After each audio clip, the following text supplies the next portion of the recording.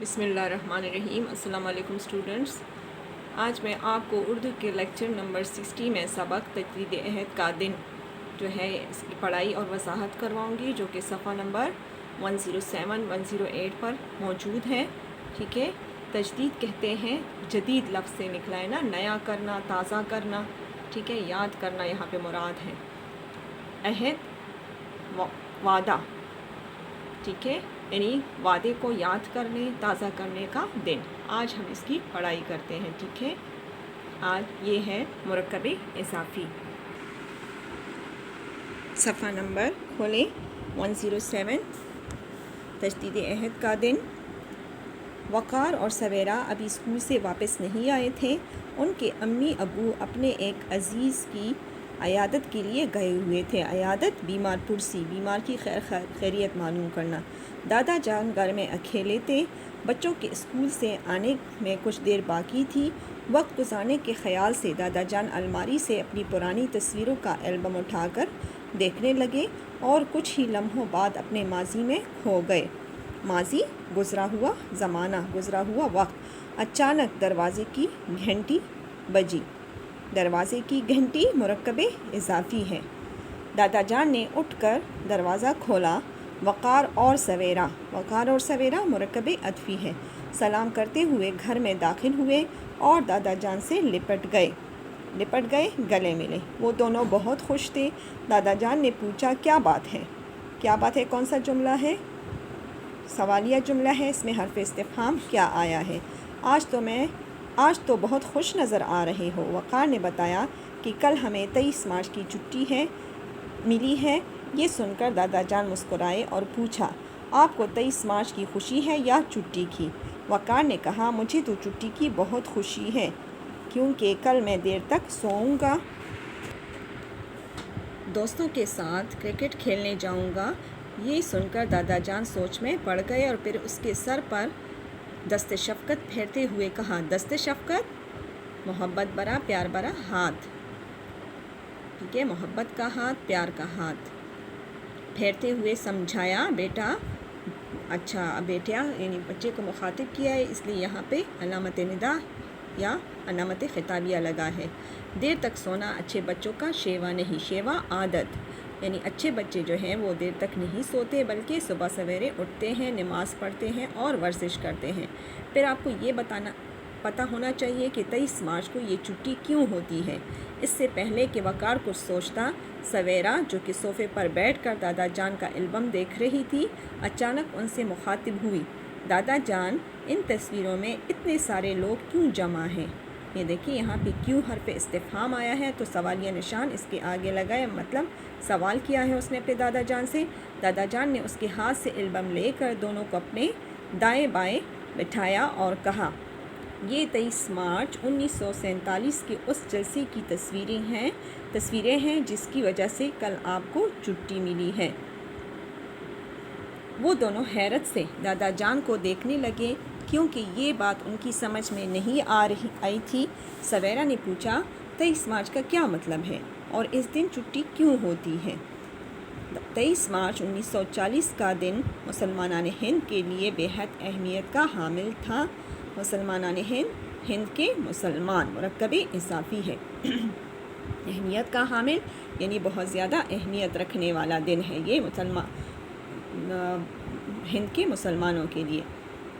قبل اس کے کہ دادا جان اپنی بات کو آگے بڑھاتے، وقار قبل اس کے یعنی اس سے پہلے کہ دادا جان اپنی بات کو آگے لے جاتے، وقار درمیان میں مہل ہوا۔ مہل ہونا، درمیان میں بات کاٹنا، یعنی وقار نے درمیان میں بات کاٹی اور ان کی درمیان سے جو ہے بات اچک لی اور ان کی بات کاٹتے ہوئے پوچھا، کیا مطلب؟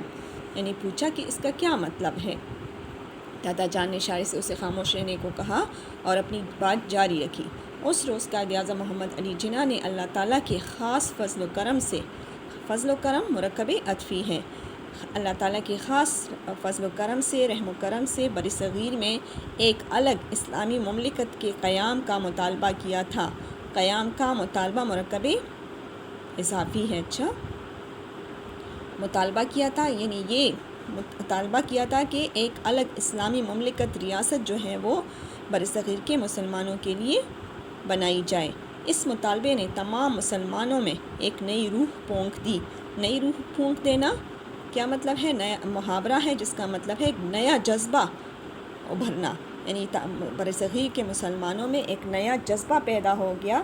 کون سا جذبہ؟ کہ وہ ہندوؤں سے الگ قوم ہے اور انہیں آزادی حاصل کرنی چاہیے، انہیں آزاد زندگی گزارنے کا حق ہے، اور اس حق کے لیے انہیں آواز اٹھانی چاہیے اور اکٹھا ہونا چاہیے۔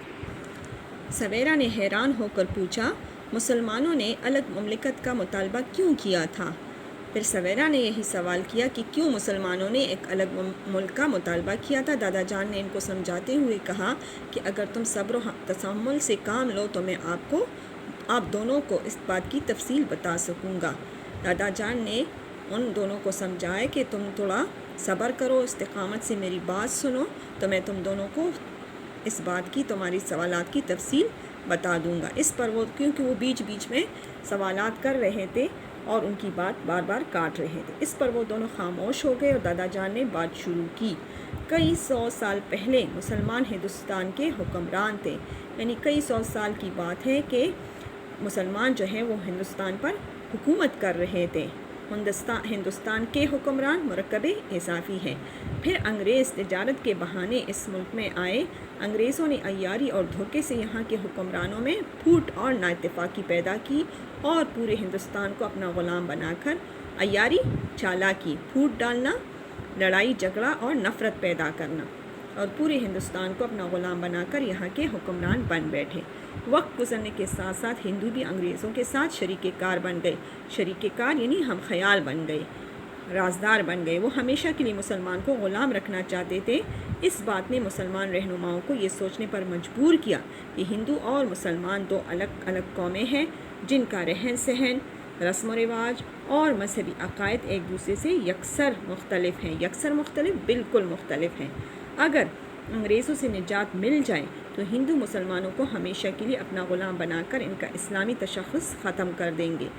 اگر وہ کسی طریقے سے انگریزوں سے نجات حاصل کر بھی لیتے تو پھر ہندو جو ہیں وہ مسلمانوں کو ہمیشہ کے لیے اپنا جو ہے وہ غلام بناتے، اور اس طرح وہ اپنا جو اسلام نے جو ان کو پہچان دی تھی، مسلمان ہونے کی پہچان، تو وہ پھر ختم ہو جاتی، اور اس طرح مسلمان کا نام صفحہ ہستی سے مٹ جاتا، اور یوں ہندوستان سے مسلمانوں کا وجود ہمیشہ کے لیے ختم ہو جائے گا۔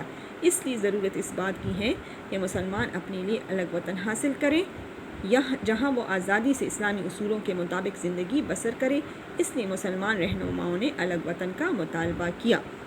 دادا جان نے سمجھایا کہ برصغیر پاک و ہند میں مسلمان اور ہندو جو تھے وہ بہت اتفاق اور اتحاد کے ساتھ رہ رہے تھے، آپس میں کوئی اختلاف نہیں تھا، لیکن انگریز جو کہ بہت عیار اور چالاک قوم ہے، وہ تجارت کے بہانے سے برصغیر میں آ گئے، یہاں پر تجارت جو ہے انہوں نے قائم کی اور آہستہ آہستہ ہندوؤں کو اپنے ساتھ ملایا اور ان کو کہا کہ اگر تم لوگ ہمارے ساتھ شامل ہو جاؤ، ہمارے ساتھ اتفاق کر لو، تو پھر سارے ہندوستان پر تم لوگوں کی حکومت رائج ہو جائے گی۔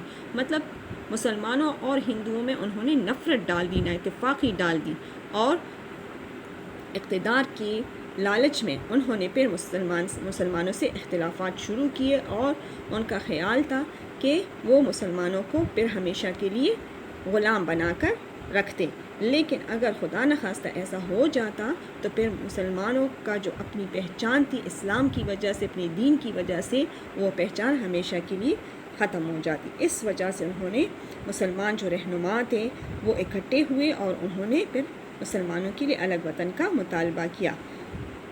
اچھا، تو اس مطالبے پر انگریزوں نے کوئی اعتراض نہیں کیا؟ اس نے پوچھا سویرا نے، تو دادا جان نے کہا کیوں نہیں؟ دادا جان نے بتانا شروع کیا، اس مطالبے نے تو انگریز حکمرانوں کی ایوانوں پر لرزہ طاری کر دیا تھا۔ لرزہ طاری ہونا محاورہ ہے جس کا مطلب ہے خوفزدہ ہونا، یعنی انگریزوں کے محلوں میں، ایوان کا مطلب ہے محل، ایوانوں میں خوف و ہراس جو ہے وہ طاری کر دیا تھا، کیونکہ انگریز 200 سال ہندوستان پر حکومت کرتا رہا، اور اب اس ملک سے دستبردار ہونا اس کے لیے ایک ناقابل برداشت اور اذیتناک مرحلہ تھا۔ یعنی انگریزوں نے تقریباً 200 سال ہندوستان پر حکومت کی، اور جب وقت آیا اور ان کو ڈر لگ گیا کہ اب یہ حکومت چھننے والی ہے، تو پھر جو ہے دستبردار ہونا یعنی چھوڑ دینا ان کے لیے بہت ناقابل برداشت یعنی برداشت سے باہر اور بہت تکلیف دہ مرحلہ تھا۔ ٹھیک ہے، تو کیا 200 سال میں کسی کو بھی آزادی کا خیال نہیں آیا تھا؟ سویرا کے سوال پر دادا جان نے ان کو بتایا کہ اس وقت مسلمان غلامی کی زنجیروں میں جکڑے ہوئے تھے یعنی بندھے ہوئے تھے، قید تھے، وہ بیچارے جو ہیں وہ غلامی کی زندگی گزار رہے تھے۔ 200 سال تک انہوں نے غلامی کی زندگی گزاری تھی اور ان کی قیادت کرنے والا اور ساتھ دینے والا کوئی نہیں تھا، اس لیے 200 سال تک وہ غلامی کی زنجیروں میں بند تھے۔